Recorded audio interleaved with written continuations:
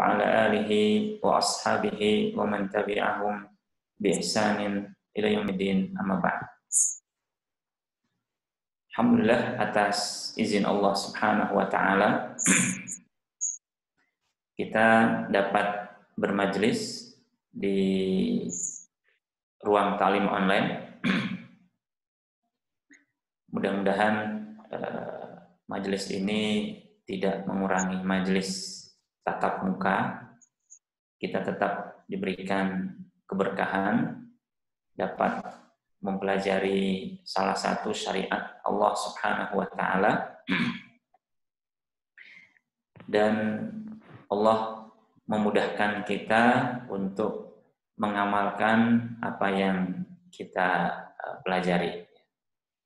Salawat dan salam mudah-mudahan tercurahkan kepada Rasulullah SAW, para sahabatnya yang mulia, dan keluarganya yang suci, serta kita semua yang mengikuti jejak mereka sampai hari kiamat dengan baik.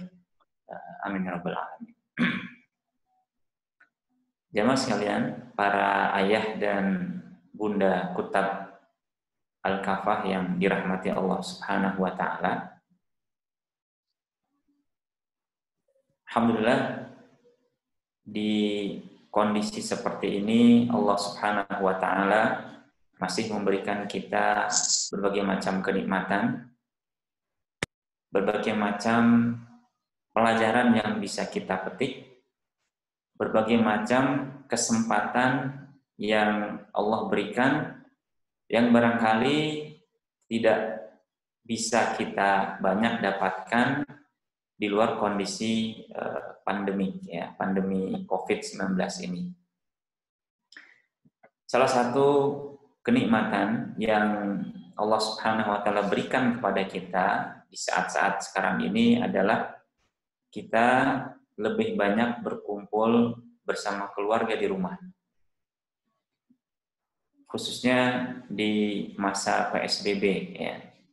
Maka dari itu ada baiknya kalau kita membahas dan menyegarkan kembali, mereview kembali satu syariat Allah Subhanahu wa taala berkenaan dengan keluarga dan juga rumah tangga, yaitu yang disebut di dalam surat An-Nisa dengan istilah al-qawamah ya. Ar-rijalu qawwamuna 'alan nisa. Dan ini merupakan satu syariat di mana setiap kita mesti ada keimanan, ya, keyakinan bahwa ini adalah syariat Allah Subhanahu wa taala, dan ini adalah satu hal yang harus kita wujudkan, kita amalkan, khususnya dalam meringkup rumah tangga dan juga di antara suami dan istri. Ya. Meskipun sebenarnya materi tentang qawamah ataupun syariat qawamah ini berlaku untuk kedua belah pihak, ya, suami maupun istri.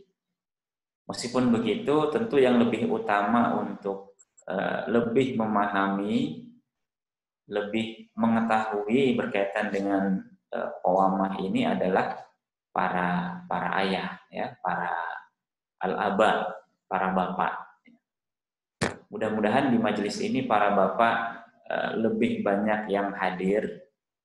Kalaupun di awal ini belum bermunculan, semoga sedang proses untuk masuk ke ruang talim online ini.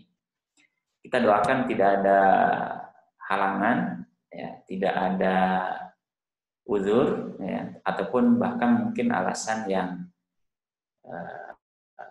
tidak syar'i. Ya. Jamaah sekalian, Bapak Ibu yang dirahmati oleh Allah Subhanahu wa taala,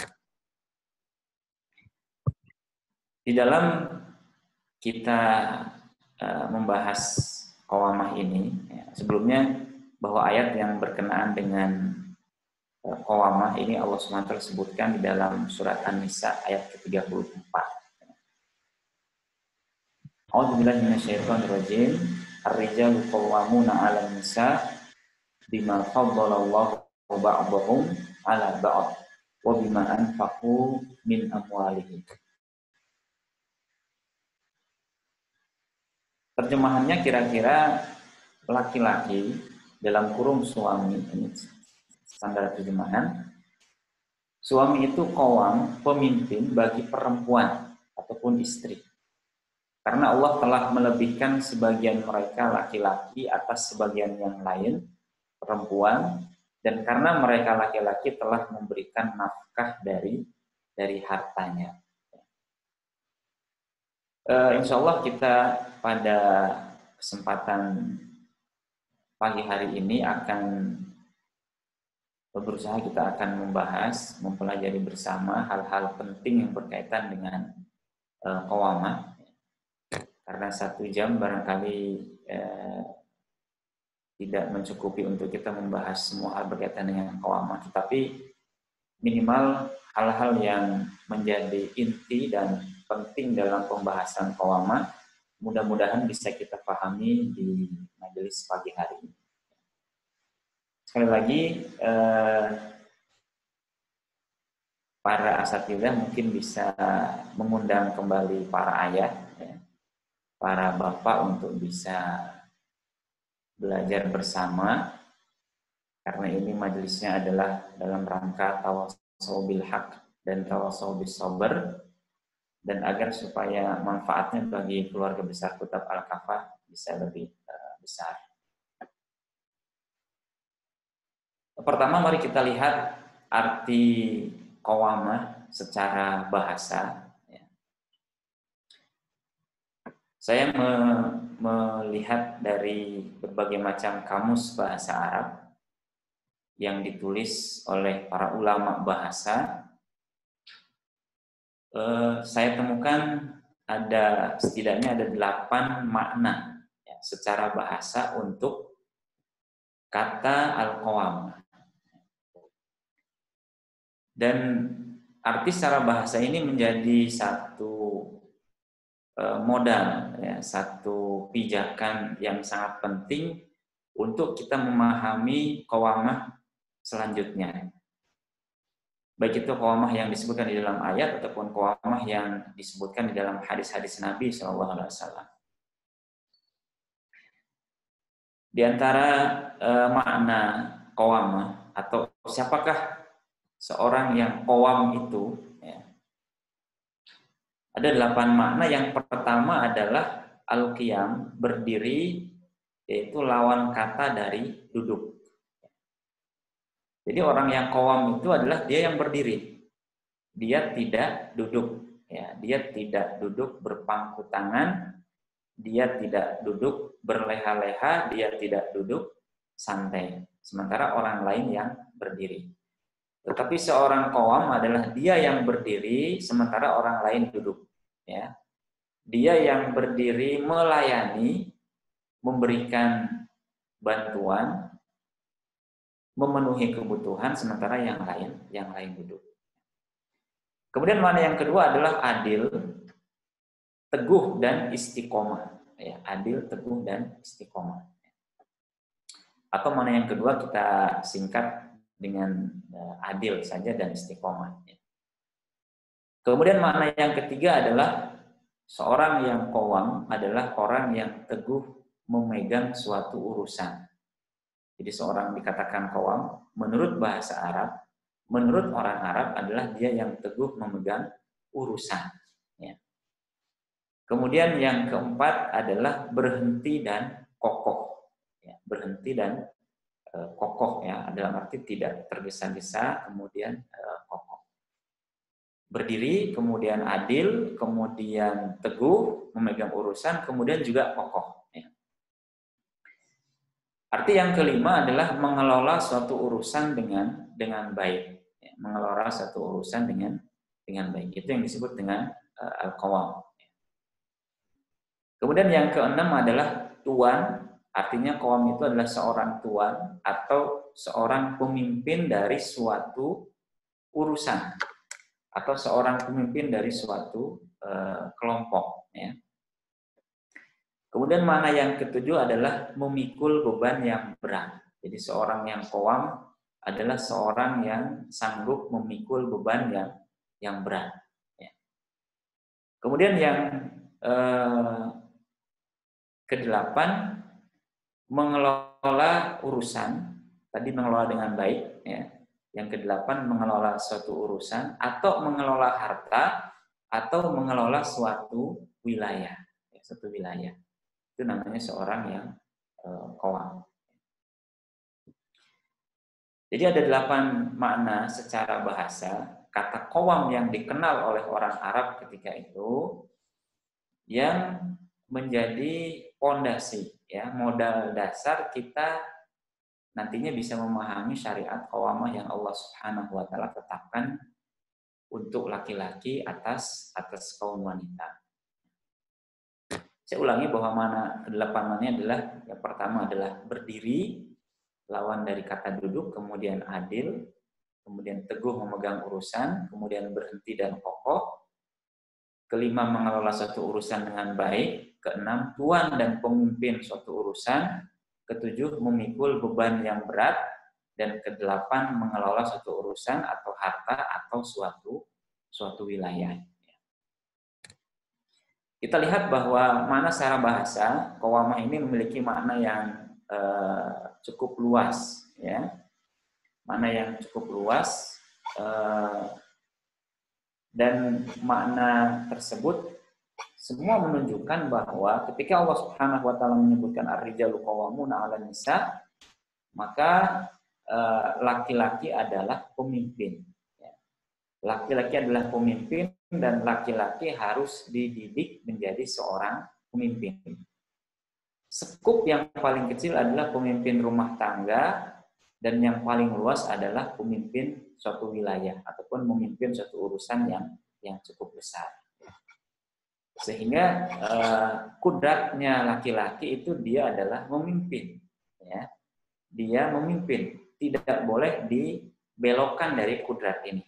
Tidak boleh laki-laki itu dia tidak punya ataupun tidak terasah, tidak terdidik sehingga dia tidak bisa memimpin sesuatu, ya. Tidak bisa memimpin sesuatu, tidak bisa memimpin urusan atau kelompok ataupun suatu wilayah.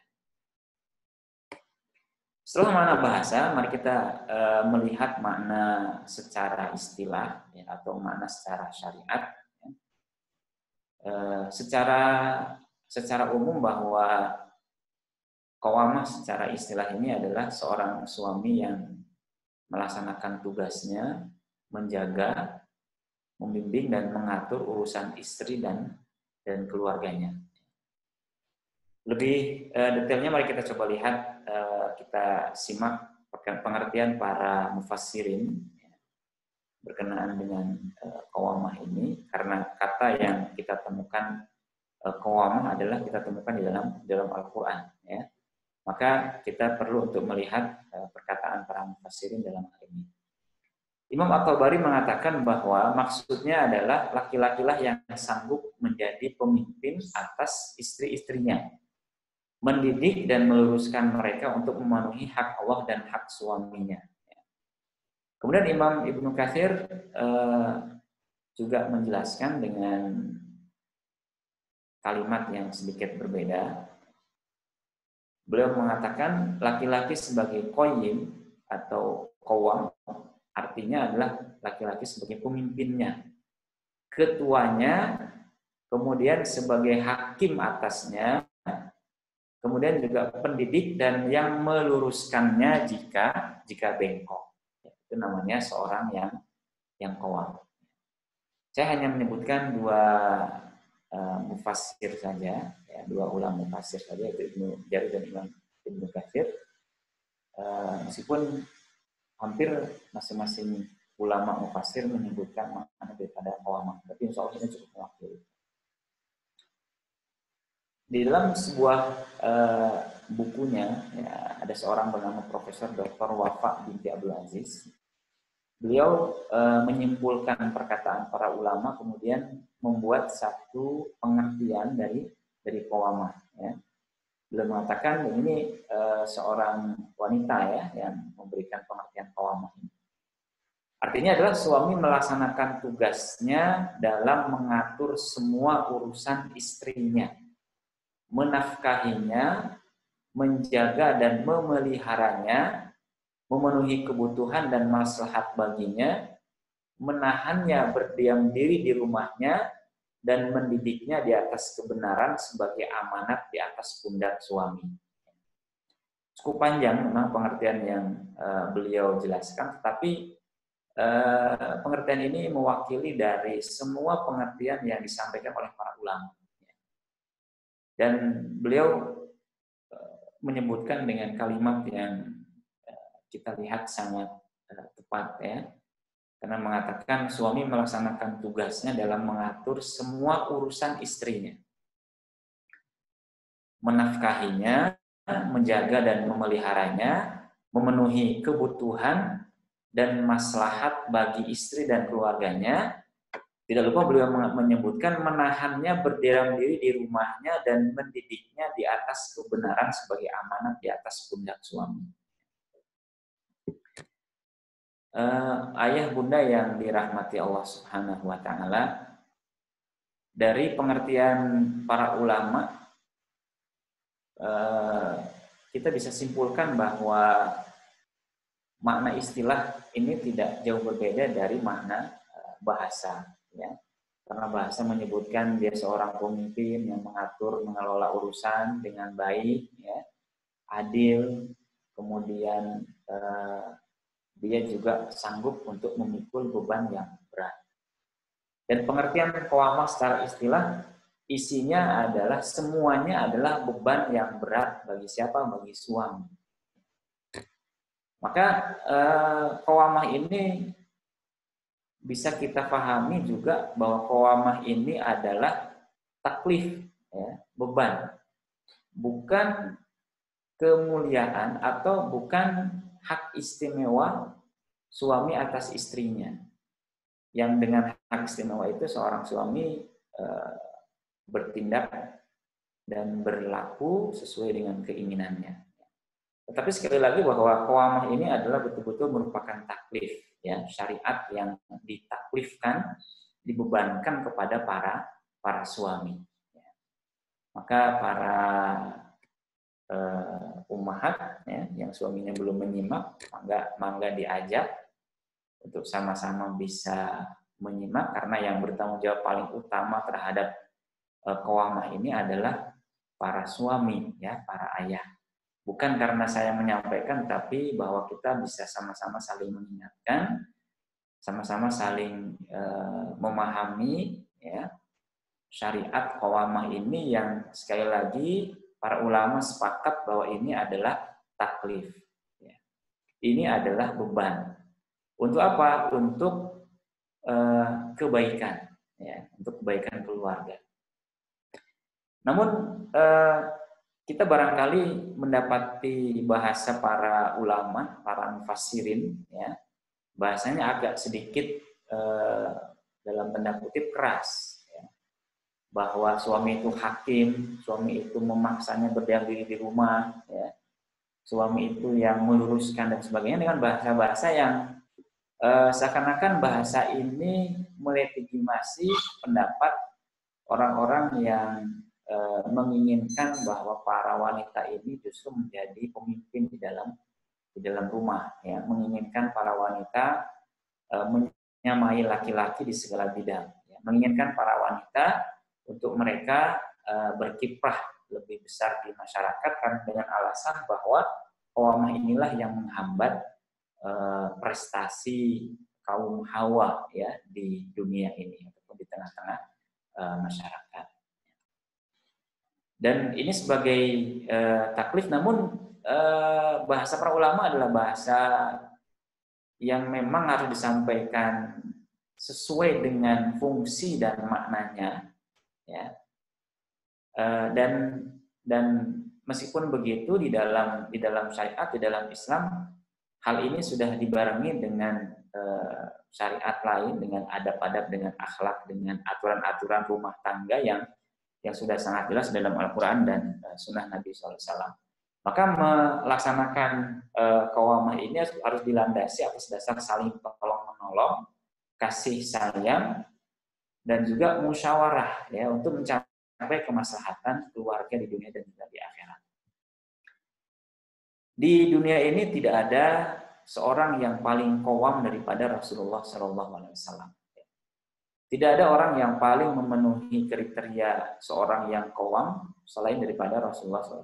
Tapi kita dapati beliau seringkali bermusyawarah dengan istri-istrinya. Beliau seringkali memberikan toleransi kepada istri-istrinya. Beliau melihat Aisyah cemburu kepada Hafsah sampai memecahkan piring. Ya. Tapi beliau tidak menggunakan kekerasan sebagai seorang yang paling qawam. Beliau sangat terpukul dengan para sahabat yang tidak melaksanakan perintahnya untuk tahallul, yang mencukur rambut mereka ataupun menggundul rambut mereka. Kemudian lalu diberikan saran oleh istri beliau, oleh ibunda Ummu Salamah, lalu kemudian beliau melaksanakan sarannya Ummul Mukminin Ummu Salamah. Ya. Dan akhirnya ketika para sahabat melihat Nabi tahallul, menggundul rambutnya, mereka berebut untuk saling mencukur rambutnya. Dan dari pengertian qawamah ini kita bisa melihat bahwa qawamah ini Allah tetapkan, Allah syariatkan, dan ini menjadi haknya laki-laki, tapi untuk satu tujuan yang sangat besar. Ya. Itu tujuannya adalah justru untuk memuliakan wanita, untuk memuliakan para wanita. Ya. Qawamah Allah tetapkan pada bapak, ya, pada para ayah, tujuannya adalah untuk memuliakan para ummahat, para bunda. Ini yang tidak boleh, ini harus kita pahami dari sejak awal kita membahas qawamah, ya. Dari sejak awal kita membahas hak suami istri, bahwa qawamah yang begitu besar tanggung jawabnya, yang begitu besar kewenangannya, justru Allah Subhanahu wa ta'ala tetapkan sebagai bentuk untuk memuliakan para wanita. Ya. Nanti akan kita bahas lebih lanjut. Ya. Memuliakan wanita yang intinya dari pengertian istilah tadi adalah karena laki-laki harus memenuhi seluruh apa yang dibutuhkan oleh para istri. Jadi sekali lagi bahwa paradigma awal yang harus kita bangun dalam memahami qawamah adalah bahwa qawamah ini merupakan tugas dan tanggung jawab, ataupun istilah syariatnya adalah taklif, bukan hak istimewa ansih, bukan memuliakan laki-laki dan merendahkan wanita, tetapi ini adalah beban. Beban yang Allah berikan, kelebihan yang Allah berikan kepada laki-laki justru untuk memuliakan para wanita. Ayah bunda yang dirahmati Allah Subhanahu wa ta'ala, setelah kita memahami arti daripada qawamah ini, ya, kita lihat kembali tafsir daripada ayat qawamah selain daripada Imam Ibnu Jarir dan juga Imam Ibnu Katsir. Kita lihat Imam Ibnu Arabi, ya, di dalam tafsirnya beliau mengatakan, yaitu laki-laki yang dipercaya atas wanita mengatur segala urusannya dan memperbaiki keadaannya.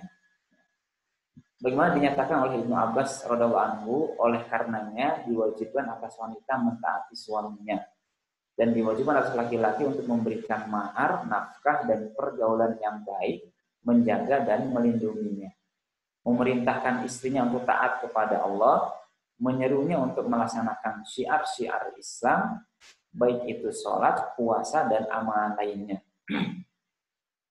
Diwajibkan pula atas wanita untuk menjaga harta suaminya, berbuat baik kepada keluarga suami, dan menerima semua ucapan suami dalam rangka ketaatan kepada Allah Subhanahu wa Ta'ala. Kemudian Imam ataupun Syekh As-Sa'di di dalam tafsirnya beliau mengatakan, Allah menyatakan dalam firman-Nya laki-laki sebagai qawwam atas wanita, yaitu dibebankan atas laki-laki untuk memerintahkan wanita agar memenuhi hak-hak Allah Ta'ala dengan melaksanakan semua yang difardukan atasnya dan meninggalkan semua hal yang merusak. Dan yang demikian itu diwajibkan juga atas laki-laki. Serta laki-laki sebagai qawwam yang diwajibkan atasnya memberikan nafkah, pakaian, dan tempat tinggal bagi istri-istri mereka. Ayah bunda sekalian yang dirahmati Allah Subhanahu wa Ta'ala, dari tafsir Imam Ibnu Arabi dan Syekh Abdurrahman As-Sa'di, kita lihat bahwa salah satu tugas besar seorang laki-laki yang qawwam adalah mereka memerintahkan istrinya untuk taat, melaksanakan syariat, kemudian meninggalkan hal-hal yang merusak. Kemudian tambahan bebannya adalah laki-laki harus memberikan nafkah, pakaian, dan tempat tinggal bagi istri-istri mereka, tentunya sesuai dengan kemampuan dan kelapangan yang Allah Subhanahu wa Ta'ala berikan kepada masing-masing orang, masing-masing suami. Jadi betapa beratnya beban yang harus diemban oleh para suami, ya. Karena dia bertugas untuk meluruskan istrinya, itu artinya bahwa seorang suami harus terlebih dahulu menjadi seorang yang lurus, ya, menjadi seorang yang melaksanakan perintah Allah Subhanahu wa Ta'ala dan meninggalkan larangannya di depan sebelum istrinya. Ya. Terus ditambah para suami harus juga menyediakan semua kebutuhan keluarga dan juga istri dan anak. Oleh karenanya satu hal yang harus menjadi bekal para suami adalah bagaimana para suami memiliki bekal ilmu yang cukup untuk dia melaksanakan kewajibannya sebagai seorang yang qawwam. Inilah qawwamah, pengertian qawwamah dan pendapat ataupun penjelasan dari para mufassirin, ya, dari para mufassirin yang semua sepakat bahwa qawwamah adalah satu taklif, beban, dan beban itu mencakup semua tanggung jawab yang harus dilakukan oleh seorang suami kepada keluarganya yang mendapatkan hak untuk ditaati, ya, hak untuk dimuliakan oleh istri dan anak-anaknya karena mereka sudah memberikan nafkah, ya, karena mereka sudah berjuang, karena mereka sudah memeras keringat, membanting tulang untuk kebahagiaan seluruh anggota keluarga, dan juga karena kelebihan yang Allah SWT berikan kepada mereka. Inilah pemahaman dan pengertian qawwamah yang begitu mulia, begitu besar, ya, bertolak belakang dengan qawwamah yang difahami oleh orang-orang Yahudi dan juga orang-orang Nasrani, atau kita sebut qawwamah yang dianut oleh orang-orang Barat.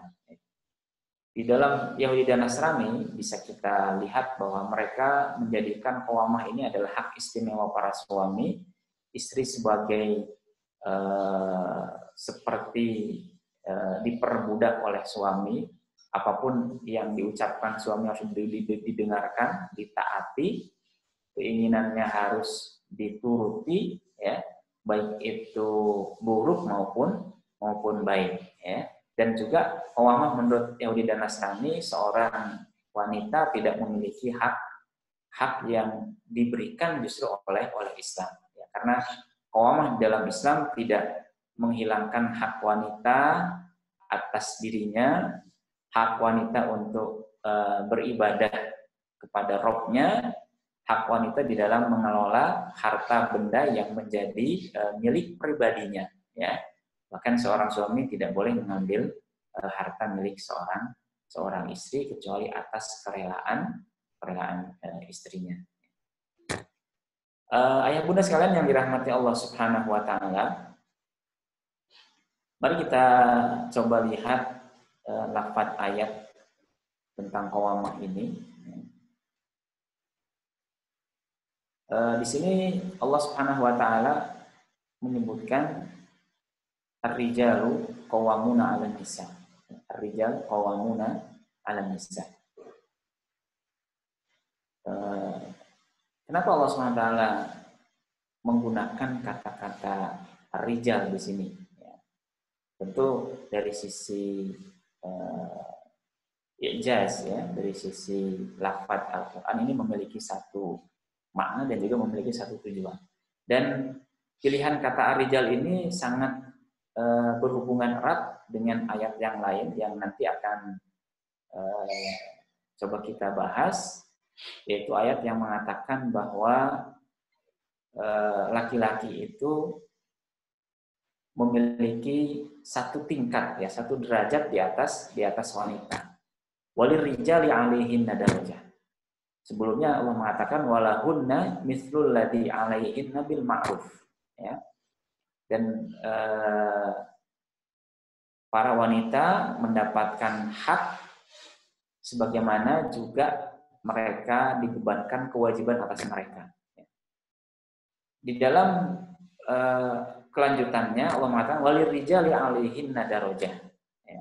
Jadi hak dan kewajiban itu sama, tapi Allah mengatakan walirijali 'alaihinna darajah. Dan bagi laki-laki ada satu derajat, ya, di atas para wanita. Ya. Kenapa Allah tidak menggunakan dengan domir, ya, sebagaimana Allah menyebutkan walahunna, domir lahunna, walahunna mithlul ladzi 'alaihinna. Ini kan meningkat. Kenapa Allah tidak mengatakan walahum 'alaihinna darajah? Tapi Allah mengulang, ya, tidak menyembunyikan laki-lakinya, tapi Allah menyebutkan walir rijali 'alaihinna darajah. Bismillah yang coba kita pahami dari kata-kata rijal ini. Ya. Saya temukan dari beberapa tulisan bahwa Al-Quran menyebut kata-kata rijal itu sebanyak 57 kali. Dan yang menarik adalah rijal ini Allah sebutkan 21 kali dalam surat-surat Madaniyah. Ya, 21 kali dalam surat-surat Madaniyah. Kemudian sisanya 36 kali justru Allah sebutkan dalam surat-surat Makkiyah.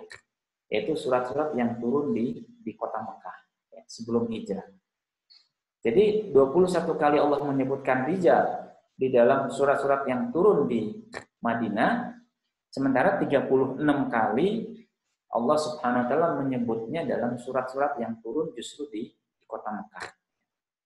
Ini mengisyaratkan kepada kita alam bisawab bahwa di Mekah ini adalah selama 13 tahun Nabi SAW menggembleng para sahabatnya dengan akidah yang kuat, ya, dengan kesederhanaan, dengan penderitaan, dengan siksaan, ya, dengan kesabaran, ya, dengan sedikitnya jumlah mereka, ya, dengan terbatasnya gerak mereka, ya, dengan kuatnya orang-orang kafir Quraisy ketika itu, semua dalam rangka untuk menggembleng para sahabat agar menjadi seorang yang kokoh, seorang yang sanggup untuk memikul beban yang berat, seorang yang sanggup mendampingi seorang nabi yang menjadi khairul anbiya wal mursalin, ya, afdalul anbiya wal mursalin, ya.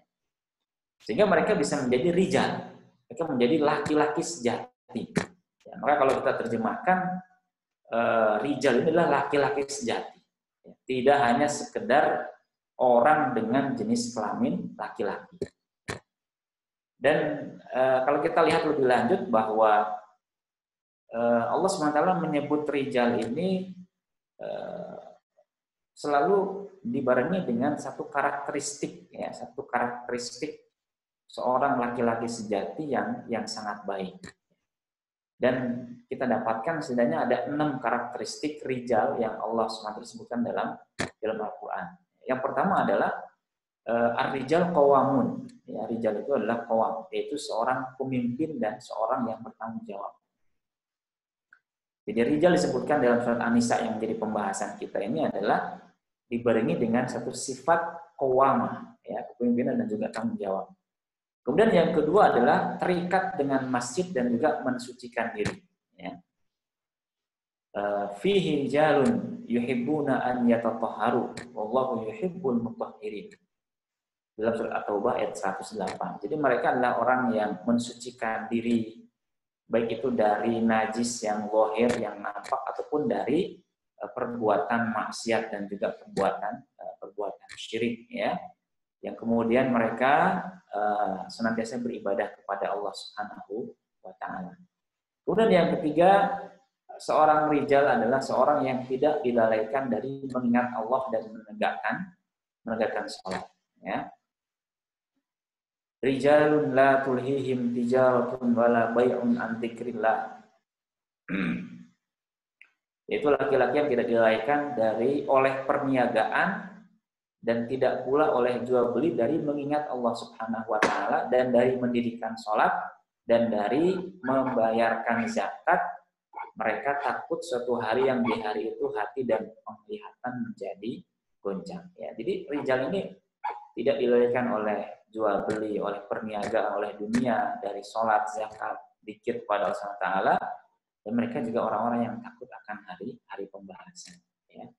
Kemudian berikutnya adalah rijal adalah seorang yang jujur dan memenuhi janjinya kepada Allah Subhanahu wa taala. Minal mu'minina rijalun shadaqu ma ahadullaha alaihi. Di antara orang-orang mukmin itu adalah orang-orang yang menepati apa yang telah mereka janjikan kepada Allah, maka di antara mereka ada yang gugur, ya, fisabilillah, dan di antara mereka ada pula yang menunggu-nunggu dan mereka tidak merubah janjinya. Mereka adalah orang yang jujur dalam perkataan dan perbuatannya, menepati janji Allah meskipun harus membayarnya dengan dunia yang dia miliki, bahkan dengan nyawanya. Kemudian yang berikutnya, yang kelima adalah seorang rijal adalah ataupun seorang rajul adalah dia sebagai penopang dakwah para rasul. Ya, jadi suami yang qawam adalah mereka yang menjadi penopang dakwah para nabi dan rasul. Wajah rajulun min aqsal madinati.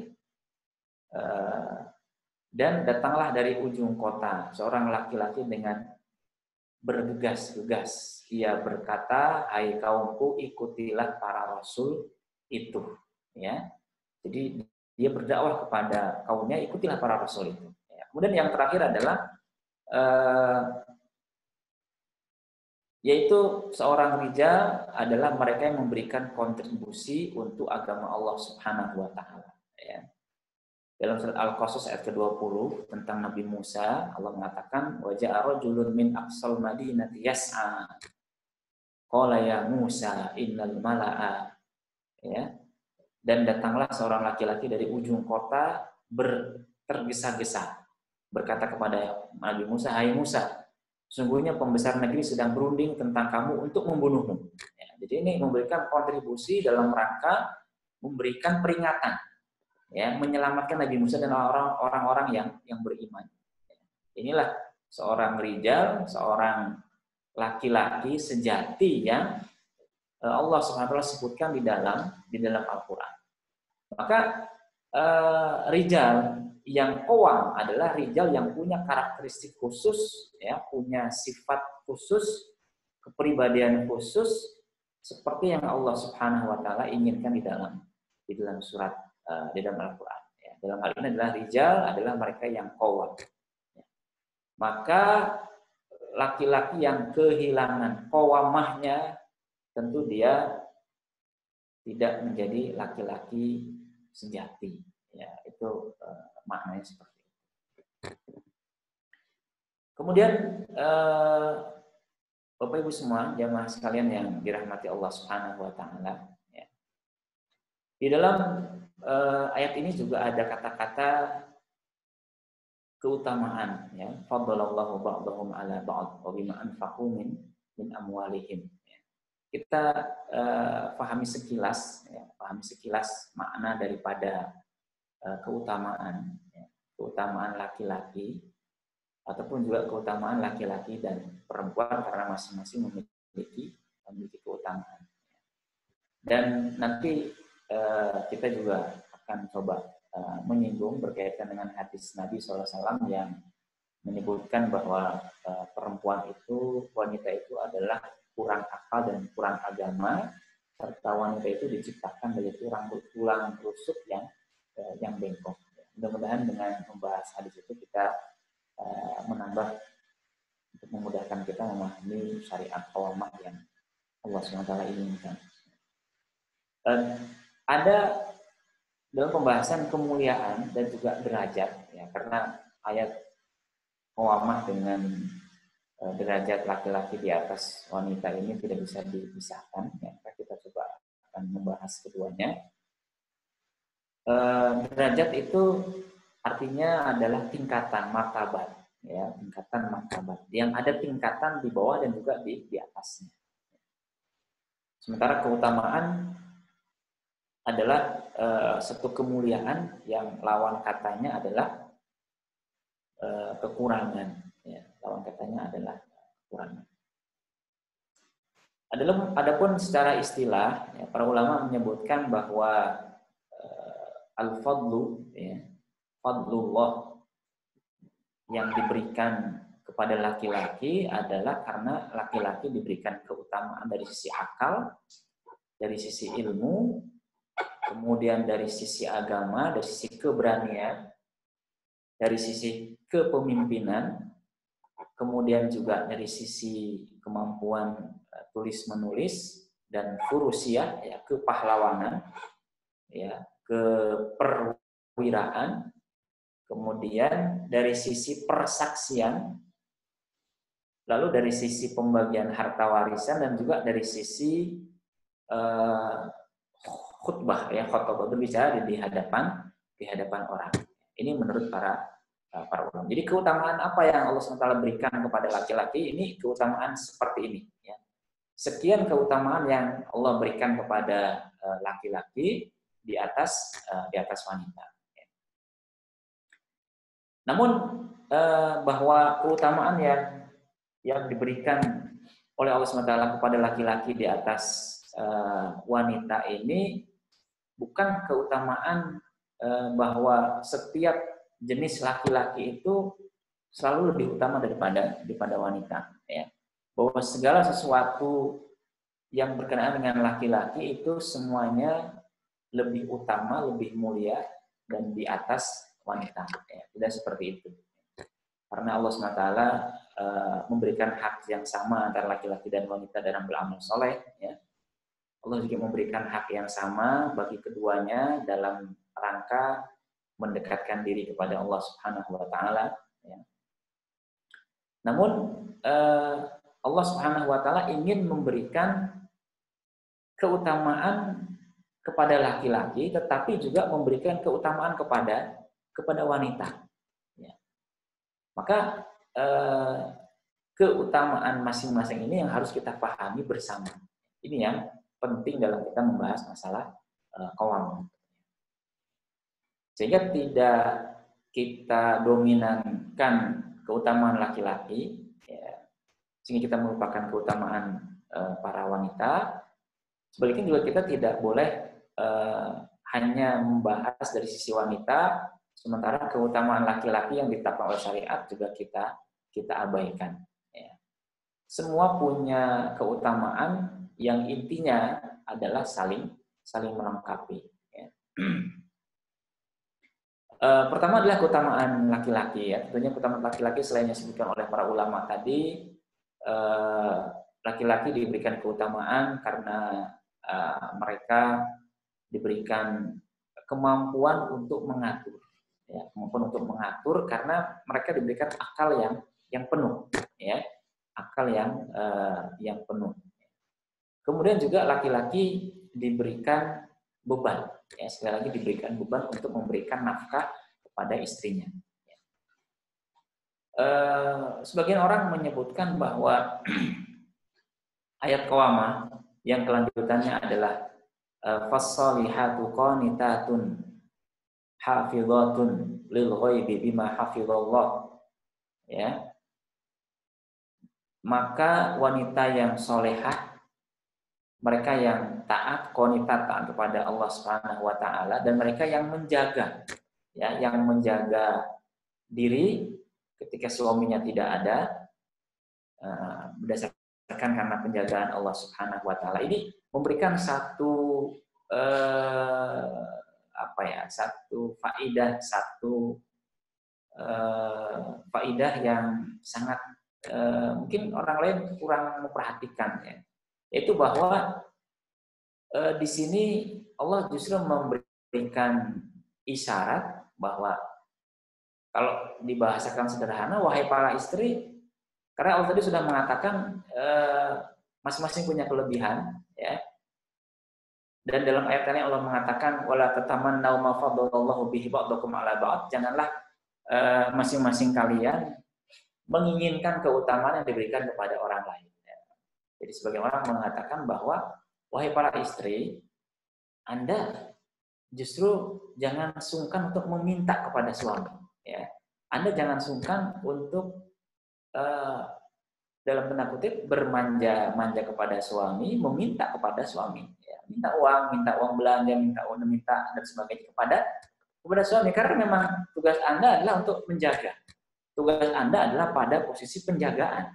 Sementara tugas suami adalah pada posisi qawamah. Memelihara, memenuhi segala kebutuhan, ya.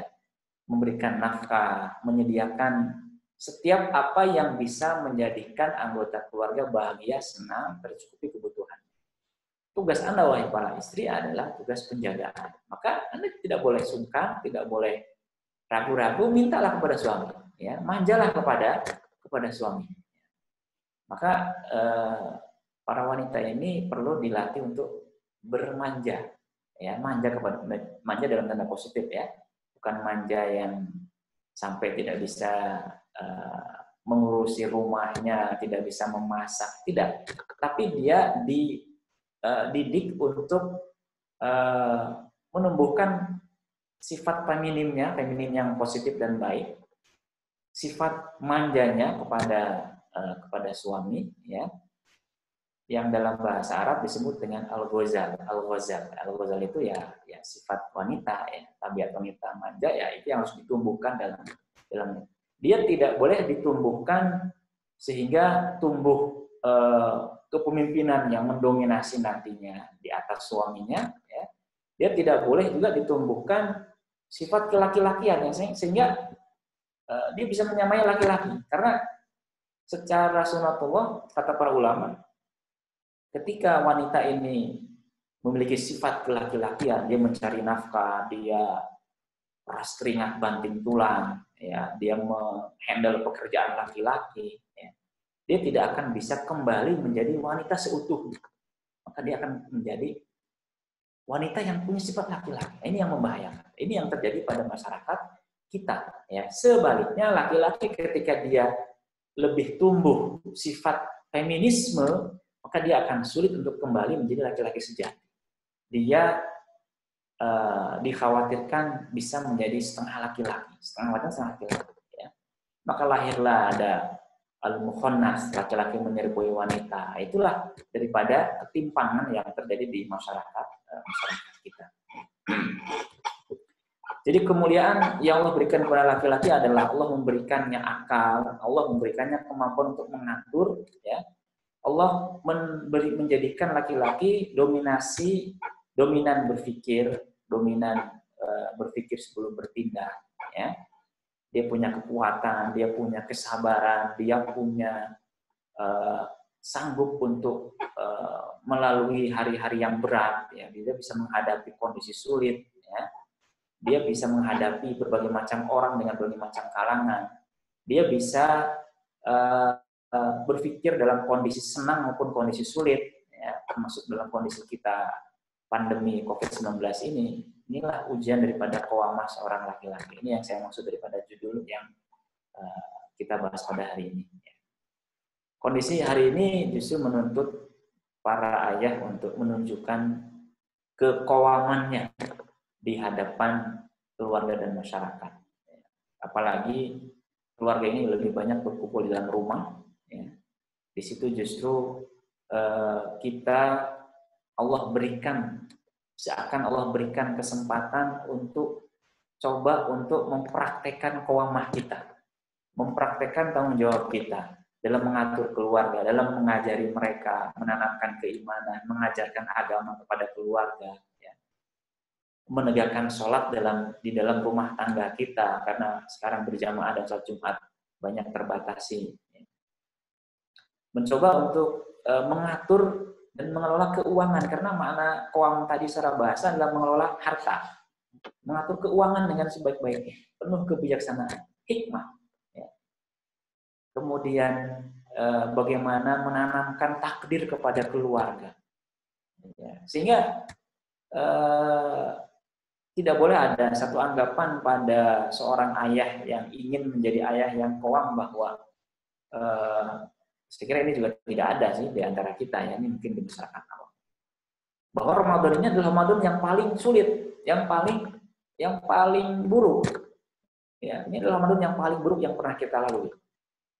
Dan Syekhul Azhar ya, Syekh Ahmad At-Thayyib mengingatkan bahwa ketika ada orang yang berpikiran seperti itu adalah bentuk daripada tidak merendahkan Allah SWT. Justru sebaliknya, bahwa mungkin umat ini adalah umat yang paling buruk yang dilalui oleh Ramadan sepanjang masa.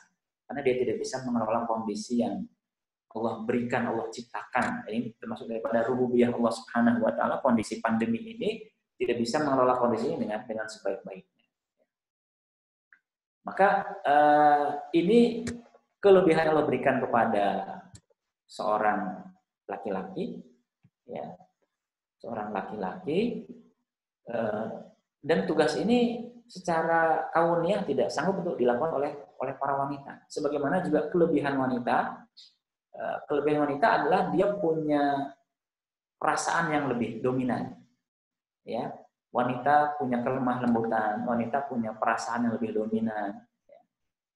Wanita sanggup mengurusi anak, sanggup mengurusi rumah, ya. Juga wanita emosinya lebih besar, ya. Emosinya lebih besar, yang justru itu adalah merupakan kelebihan. Meskipun itu adalah kelemahan, tapi itu adalah kelebihan. Ya. Kelemahannya perempuan itu adalah kelemahannya mereka. Ya, kelemahan orang yang berjenis kelamin perempuan itu adalah kelebihannya mereka. Maka masing-masing laki-laki dan wanita tidak bisa mengambil peran yang lain. Jadi tidak boleh dia mengambil peran yang lain. Tidak boleh laki-laki sengaja menjadikan dia berperan sebagai wanita, sebagai seorang istri, ya. Dominan perasaannya, dominan emosinya, ya, dominan lemahnya. Demikian juga sebaliknya, wanita tidak boleh dia mendominasi dalam hal mengaturnya. Dia tidak boleh mendominasi kekuatannya, ya. Dia tidak boleh menyamai laki-laki. Karena repot, ya,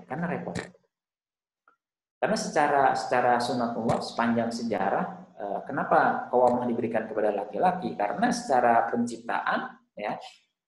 penciptaan bahwa secara sunatullah seorang wanita apapun kondisinya, sekuat apapun dia, sekaya apapun dia, seluas apapun ilmunya, ya, setinggi apapun gelar akademiknya, seorang wanita sepanjang sejarah dia membutuhkan perlindungan laki-laki. Ini tidak bisa dipungkiri. Ya. Bahkan penelitian-penelitian yang membahas tentang hal ini di Barat, ya, semua wanita di sana meskipun mereka terjerumus ke dalam pergaulan bebas, ke dalam memasuki bidang-bidang yang itu menyamai laki-laki, ya, mereka mengakui secara kodrat wanita apapun jabatan mereka, apapun karir yang mereka bangun, mereka sangat butuh perlindungan laki-laki. Mereka sangat butuh diperhatikan, mereka sangat butuh dilindungi, dijaga, diperhatikan oleh laki-laki. Inilah kelebihan laki-laki dan perempuan, dan masing-masing tidak bisa mengambil kelebihan yang lain. Maka mari kita sama-sama hubungkan hal ini dengan hadis Nabi Sallallahu Alaihi Wasallam. Hadis Nabi Sallallahu Alaihi Wasallam yang itu bunyinya adalah tadi bahwa wanita itu khuliqna min dilahin a'waj. Wanita itu diciptakan dari tulang rusuk yang bengkok. Tidak dhahabta tuqimuhu kasartahu. Ya. Kalau engkau mencoba meluruskan tulang rusuk yang bengkok ini, maka engkau malah akan menjadikannya patah. Ya. Wa in taraktahu lam yazal a'waj. Kalau engkau membiarkan, ya maka tulang rusuk itu akan tetap bengkok. Ya. Tetap bengkok. Dalam hadis yang lain Nabi SAW mengatakan, kalau engkau biarkan, maka engkau akan mendapatkan manfaat daripada kebengkokan tulang rusuk tadi. Di sini kalimat hadis ini kalimat yang sungguhnya adalah kalimat yang sangat menarik. Ya. Kalimat yang diucapkan penuh dengan hikmah, penuh dengan ilmu. Ya. Bukan kalimat yang mendukung anggapan orang bahwa Nabi SAW merendahkan jenis kelamin perempuan. Tetapi kita lihat secara singkatnya keterangan para ulama yang mencoba memahamkan kepada kita lafaz Nabi SAW, ungkapan yang Nabi SAW berikan, ya, bahwa Nabi ini bukan menyebutkan kelemahan wanita, tetapi ini ungkapan yang Nabi sebutkan karena rasa takjubnya Nabi SAW. Karena rasa takjubnya Nabi SAW. Ya. Yang itu diawali dengan kita padukan dengan hadis yang satunya, yaitu hadis yang mengatakan bahwa wanita itu adalah kurang akal dan juga kurang agama. Ya.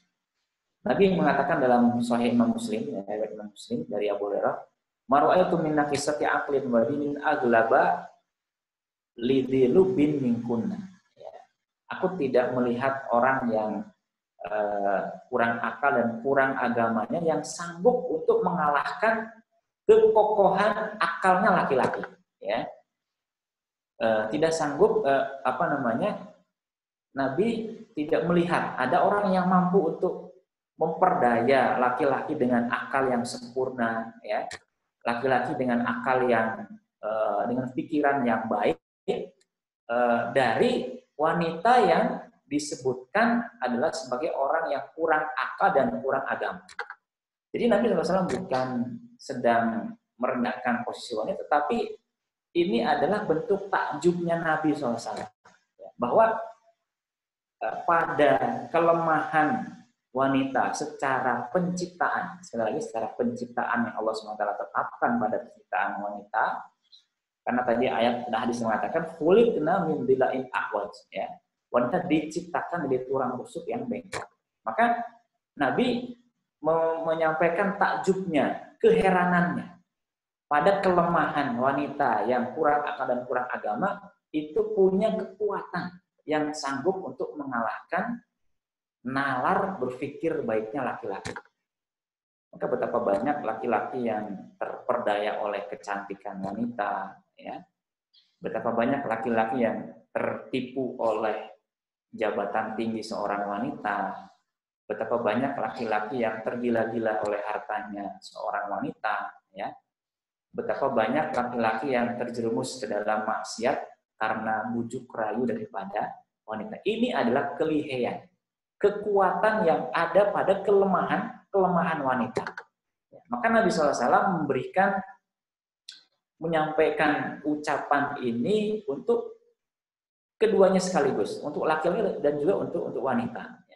Untuk laki-laki, Allah mengingatkan bahwa wanita itu punya kodrat, ya, penciptaan dia kurang akal dan kurang agamanya, maka kalian harus memperlakukan mereka dengan baik, ya, bermuamalah dengan baik. Dan kepada para wanita, Nabi menasihatkan bahwa kekuatan yang ada pada kelemahan wanita secara penciptaan ini harus digunakan dalam rangka kebaikan dan ketaatan kepada Allah Subhanahu wa taala. Dan tentunya Nabi SAW tidak hanya berkata seperti itu, Nabi juga menjelaskan apa itu maksudnya kurang agama dan kurang akal, ya.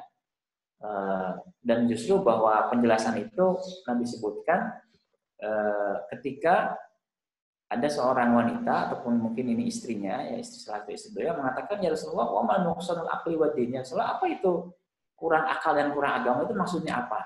Kurang akal karena kata Nabi SAW, persaksian dua wanita itu sama sebanding dengan persaksian satu laki-laki. Jadi satu wanita itu setengah daripada persaksian laki-laki.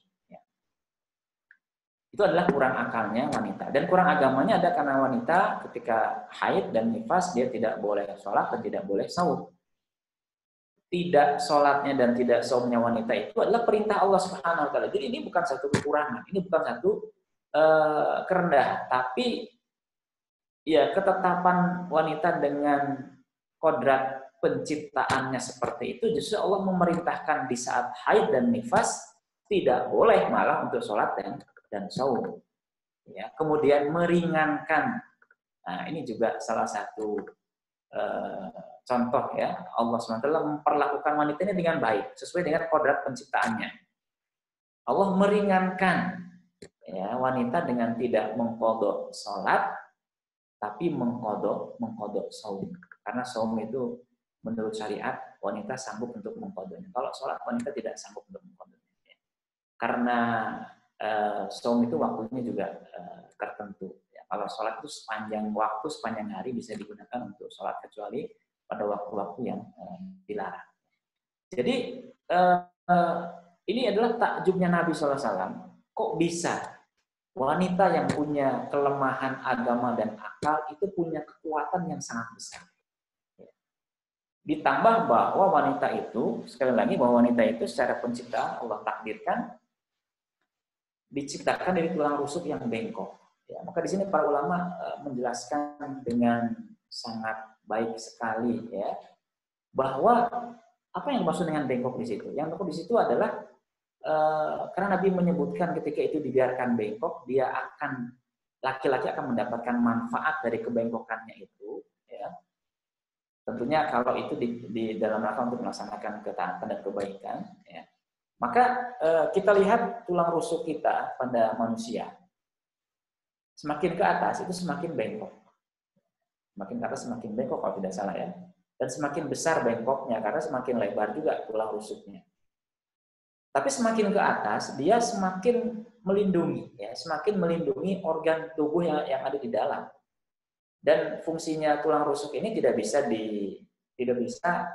diwakili oleh tangan. Ya, tangan ini kekuatan, tangan ini punya daya pukul, tangan ini punya daya dobrak, kaki punya daya jangkauan, ya, bisa melangkah dan sebagainya, bisa menendang. Tapi tidak bisa mewakili tugasnya tulang rusuk yang bengkok. Bengkok ini tulang rusuk ini. Kalau dilihat ya masih indah tangan kita tentunya. Tapi kalau diluruskan malah jadi tidak bermanfaat. Kalau diluruskan malah dia patah, malah dia pecah dan tidak bisa mengambil manfaat. Tapi dibiarkan begini saja, ya, dibiarkan begini, dibungkus oleh kulit dan oleh daging, dijaga, dipelihara, tidak boleh ada yang memukulnya, tidak boleh ada yang menancapnya, tidak boleh ada yang menggoresnya bahkan mematahkannya. Maka dia akan mendapatkan manfaat. Kita akan mendapatkan manfaat dari tulang rusuk kita yang dibiarkan seperti ini. Maka kata para ulama adalah bahwa dan yang paling bengkok itu adalah yang paling atas tulang rusuk itu. Tentu kata para ulama banyak memang pendapat para ulama dalam hal ini, tapi yang jelas adalah bahwa bengkok di sini adalah bengkok yang maknawi ya, bukan bengkok apa namanya jasadi, bukan bengkok yang dohir. Artinya ada yang mengatakan yang paling atas itu yang paling bawah adalah kepalanya, dan di kepala ada lisan, lidah wanita itu sering tidak terkontrol.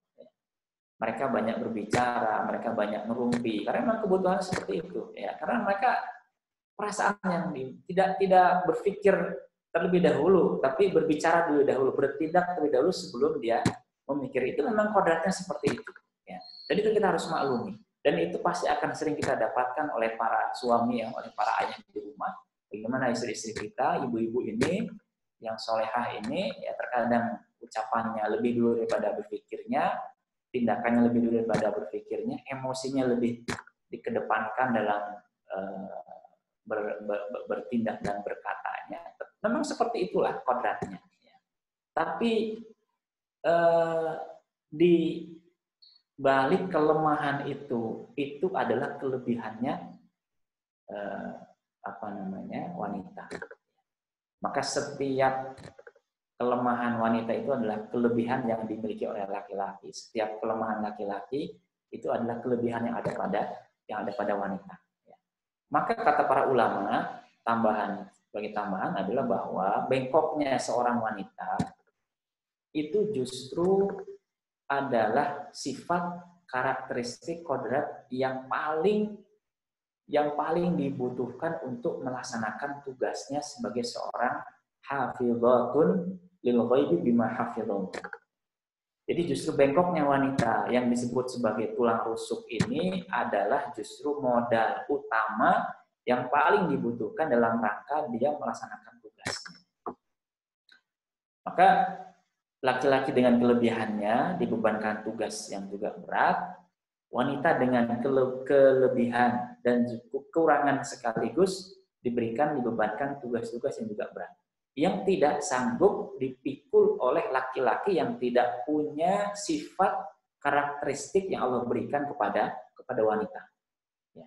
Justru bengkoknya, emosinya, ya kurang tidak mendahulukan berpikirnya, perasaan yang lebih dominan, itu adalah modal yang paling dibutuhkan dalam dia mengatur rumah, mengelola rumah, dalam mendidik anak. Itu adalah yang paling dibutuhkan untuk seorang wanita yang harus mengandung 9 bulan, ya, melahirkan dengan rasa sakit yang sangat luar biasa, menyusui selama 2 tahun, ya, kemudian menjaga anak, mendidiknya, ya, menyuapinya, ya, mencebokinya, ya. Itu satu pekerjaan yang seringkali tidak masuk akal, tidak kenal waktu, tidak bisa dihadapi oleh gaya laki-laki yang harus tertib, berpikir.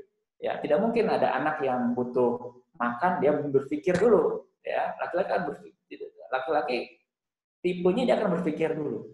Maka laki-laki kalau ditanya oleh ibu-ibu terkadang nggak perhatian, tampaknya tidak peduli dan sebagainya, ketahuilah bahwa laki-laki ini sedang berpikir, dia itu sedang ada yang dipikirkan, ya. Jadi dia harus tertib, harus dia atur, harus dia tempatkan, kapan dia harus bertindak, kapan dia harus emosi, kapan dia harus mentoleransi, ya, kapan dia harus marah dan sebagainya. Maka pekerjaan-pekerjaan rumah tangga di rumah, mengelola anak, mendidik mereka, ini tidak sanggup dengan tipe laki-laki yang seperti itu. Sanggupnya dengan tipe perempuan yang perasaannya lebih tinggi, emosinya lebih besar, ya, bicaranya yang lebih banyak, ya, perasaan dan sebagainya. Maka kebanyakan para ulama tidak menerima persaksian perempuan dalam banyak urusannya, dalam masalah hudud, dalam masalah muamalah dan sebagainya, karena memang kurangnya agama itu adalah ketika perempuannya kan ada masa mengandung, ada masa melahirkan, menyusui, ada masa haid, ada masa nifas, yang menjadikan wanita ini memang banyaknya berdiam di rumah. Dia tidak banyak bersinggungan, berinteraksi di luar, dia tidak banyak bermuamalah di luar, sehingga dia tidak cocok untuk menjadi saksi, menjadikan saksi atas suatu perkara, peristiwa dan sebagainya karena dia lebih banyak di rumah dan juga lebih mengedepankan perasaannya. Sementara persaksian, persidangan, ya, al-qadha itu membutuhkan keteguhan,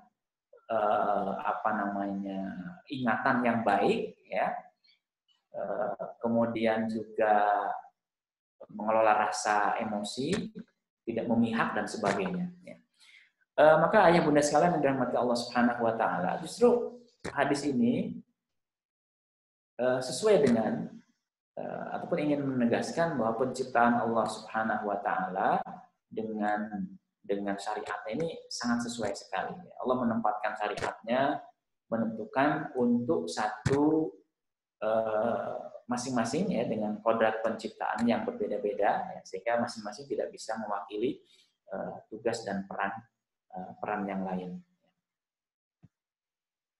Terakhir, mungkin waktunya sudah agak panjang ya, karena perlu sedikit tersampaikan secara global. Ya. Terakhir, kita perlu menyinggung sedikit bagaimana hal-hal yang bisa menggoyahkan bahkan meruntuhkan qawamah ini. Ya. Ada beberapa faktor yang menjadikan qawamah ini tidak terlaksana dengan baik ya, atau bahkan hancur, runtuh. Ya. Yang pertama diantaranya adalah sebab faktor yang paling utama adalah para laki-laki. Ya, para laki-laki ini tidak betul-betul melaksanakan perintah dan larangan Allah Subhanahu Wa Taala. Ya. Jadi dia tidak betul-betul melaksanakan perintah Allah Subhanahu Wa Taala. Dia juga tidak betul-betul menjauhi larangan Allah Subhanahu Wa Taala, baik itu perintah untuk kebaikan pribadi, perintah dalam hal dia tugas sebagai seorang suami, ya, dan begitu seterusnya. Kemudian sebab yang kedua kata para ulama adalah tidak bersegeranya para ayah ini untuk melaksanakan perintah Allah Subhanahu Wa Taala. Tidak bersegera untuk melaksanakan perintah Allah. Allah memerintahkan untuk sholat tepat waktu, Allah perintahkan untuk meninggalkan riba, Allah perintahkan untuk mencari yang halal saja, ya. Allah perintahkan untuk menundukkan pandangan, ya. Allah perintahkan untuk tidak melupakan ibunya, ya, karena dia harus berbakti kepada ibunya. Ya. Balasannya adalah bagi dia ketaatan istrinya. Dia harus mentaati ibunya, dia harus memuliakan ibunya. Tapi dia punya balasan, ya, istrinya harus taat kepada suaminya. Kemudian yang ketiga adalah hilangnya syariat amar ma'ruf nahi mungkar pada kebanyakan rumah tangga. Bagaimana seorang suami tidak peduli istrinya melanggar syariat, ya, istrinya tidak menutup aurat dengan baik, ya, istrinya bergaul dengan yang bukan mahram dengan leluasa, dengan bebas, ya. Kemudian juga dia tidak mendidik anak perempuannya dengan baik, ya. Dia tidak menyiapkan anak perempuannya untuk menjadi calon ibu yang solehah, qanitat, hafidhah, ya. Dia tidak melakukan itu semua. Dia tidak peduli dengan kerusakan ataupun dengan kesalahan yang terjadi dalam rumah tangga yang menjadi tanggung jawabnya, ya. Kemudian yang keempat adalah para laki-laki banyak yang tidak melaksanakan tanggung jawabnya sebagai kepala rumah tangga. Ya. Bahkan istri dibiarkan bekerja mencari nafkah dan sebagainya. Ya. Kemudian dia juga tidak memegang tanggung jawab pendidikan anak. Ya. Bahkan mungkin membebankan hanya sekedar kepada sekolah yang dititipkan, kepada pesantren yang menjadi tempat belajar putra-putrinya. Ya. Atau dia tidak peduli dengan kebahagiaan dan kesejahteraan ataupun kemaslahatan rumah tangga, ya, dan begitu seterusnya. Ya. Kemudian yang kelima dan terakhir adalah bukan yang terakhir, ya, yang kelima ya lemahnya karakter laki-laki sejati pada seorang suami. Lemah, ya, lemahnya sifat kelaki-lakian, ya, pada suami yang menjadikan seorang istri dominan. Ya, melunjak kalau kata orang Sunda, ya. jadi mendominasi suami. Ya. Justru ketika istri mendominasi suami, kemudian dia mengambil sebagian karakter laki-laki, ya, ini justru bukan maslahat. Ya. Suami yang istrinya bekerja bahkan terlalu besar menopang ekonomi rumah tangga, satu sisi bisa jadi nanti bukan maslahat yang timbul, tapi malah menumbuhkan sifat rojulah pada diri wanita, yang nantinya akan menjadi petaka dan cobaan bagi rumah tangga itu, ya. Karena sekali lagi menurut sunatullah bahwa wanita itu dia ketika ada laki-laki yang menuruti apapun kemauannya, diperdaya, justru dia itu sedang tidak memuliakan laki-laki. Jadi dia sedang merendahkan laki-laki, bukan memuliakannya ketika wanita memperalat laki-laki. Dan wanita akan menghormati laki-laki yang tidak mudah diatur oleh wanita. Ya, tidak mudah diatur, tidak mudah diperdaya oleh wanita. Ya. Kemudian yang terakhir adalah para ayah ini tidak menjaga pengaruh-pengaruh negatif dari luar yang masuk ke dalam anggota keluarga, yaitu pengaruh HP, televisi, internet, ya, pengaruh lembaga pendidikan, pengaruh lingkungan, ya, pengaruh lingkungan kerja putra-putri kita, ya.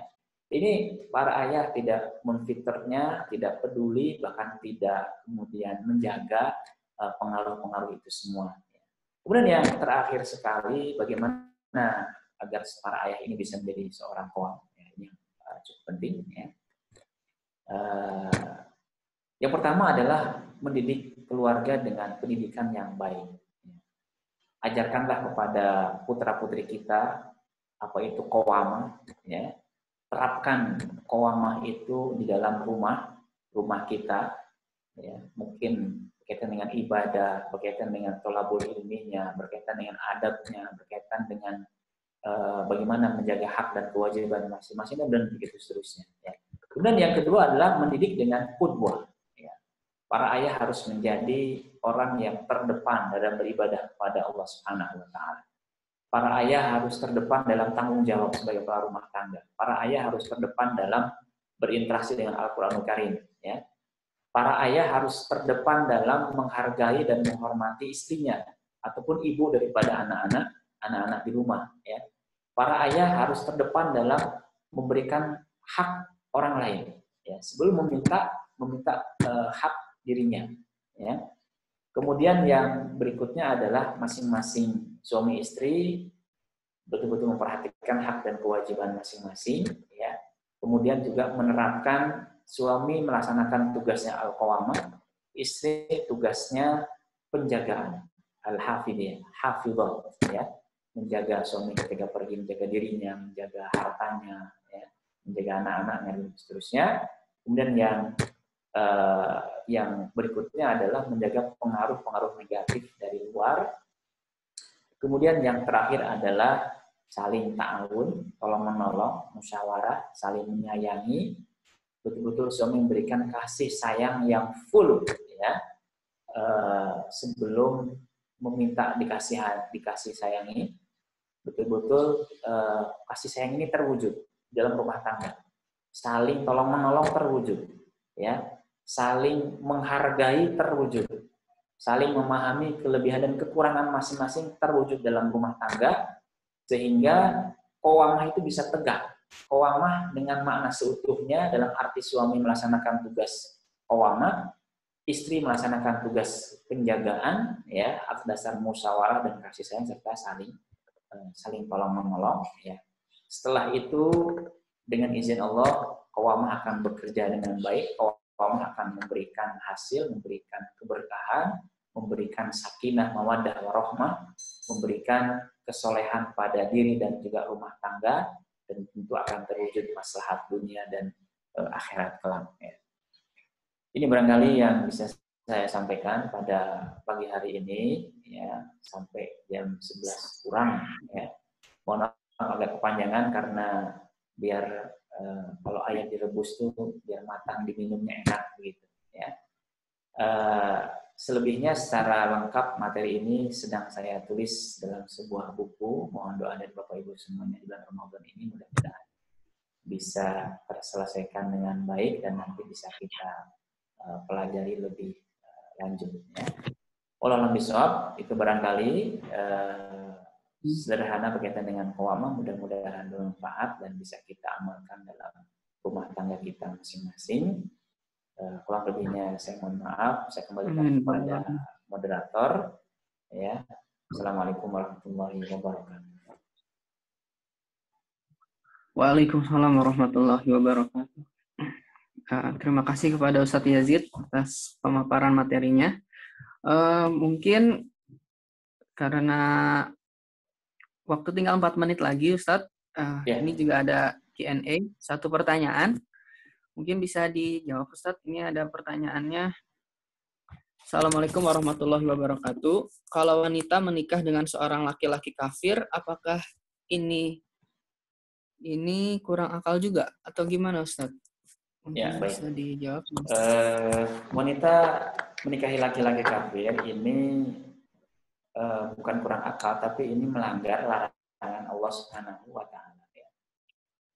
Jadi wanita muslimah tidak boleh menikah dengan laki-laki yang kafir. Ya. Dan itu satu larangan yang tegas di dalam Al-Quran, ya, karena seorang wanita muslimah itu lebih mulia, ya, lebih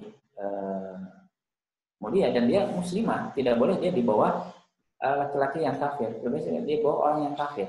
Ya. Lebih baik itu dia menikah laki-laki muslim yang sederhana ketimbang dia di bawah laki-laki yang kafir. Maka hukumnya dia harus dipisahkan. Ya, harus dipisahkan segera karena hubungan yang terjadi adalah bisa termasuk zina, ya, waliyadzubillah. Jadi ini larangan, tidak boleh. Adapun seorang muslim dia boleh menikahi wanita ahlul kitab dengan syarat-syarat tertentu yang harus dipenuhi. Maksudnya wanita ahli kitab adalah wanita Yahudi dan Nasrani yang mereka tidak muslim tapi memenuhi persyaratan yang berlaku. Kecuali kondisinya adalah suami istri yang kafir, kemudian istrinya masuk Islam. Karena mungkin di negara kafir juga, di negara yang kebanyakan non-muslim, juga pendidikan agama Islam masih sangat minim, ya, wanita tersebut yang mau masuk Islam tapi dia dengan syarat tidak cerai dari suaminya. Maka para ulama mengatakan hukumnya adalah dia dipersilahkan masuk Islam menjadi muslimah, tapi dia masih menjadi istri seorang laki-laki yang kafir. Kenapa? Karena dia sebagai seorang muslim dan bermaksiat. Apa itu maksiatnya? Maksiatnya adalah menikahi laki-laki kafir, menjadi istri laki-laki kafir, dan hubungannya bisa dihukumi berzina itu, ya, karena itu pernikahan yang tidak sah pada dasarnya. Dia menjadi seorang muslimah itu lebih mending ketimbang dia tetap dalam kekafirannya. Tapi kasus wanita yang muslimah, memang muslimah kemudian menikah dengan laki-laki kafir, maka itu melanggar larangan Allah Subhanahu wa Ta'ala. Mungkin begitu, Ustaz Lutfi. Iya. Karena kan waktu sudah jam 11, mungkin bagi ayah bunda yang menginginkan bertanya, mungkin bisa nanti dikirim di grup orang tua di Vota, ya nanti disampaikan ke Ustadz Yazid. Ya Ustadz, bisa seperti itu. Karena waktu sudah habis, kita tutup kegiatan ta'lim kita di pagi hari menjelang siang ini.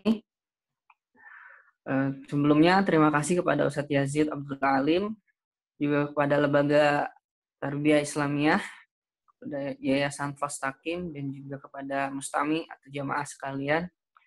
Kami ucapkan jazakumullah khairan katsiran. Kita tutup dengan lafaz hamdalah, alhamdulillahirabbil alamin, dan juga doa kafaratul majelis. Subhanakallahumma wa bihamdika asyhadu an la ilaha illa anta astaghfiruka wa atubu ilaik. Saya selaku moderator mengundurkan diri. Assalamualaikum warahmatullahi wabarakatuh. Waalaikumsalam warahmatullahi wabarakatuh.